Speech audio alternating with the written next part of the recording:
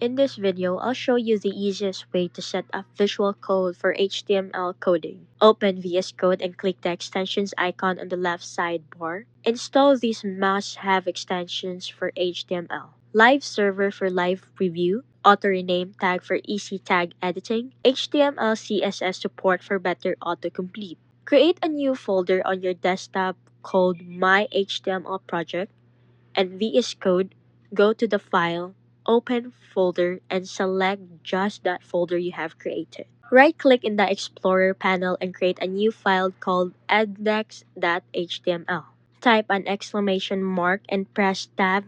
VS Code will automatically generate a complete HTML template. Add some content between the body tags like Hello World, just like what I have written here. Right-click on your HTML file and select Open with Live Server to see your web page live in the browser. And that's it. Your HTML development environment is ready.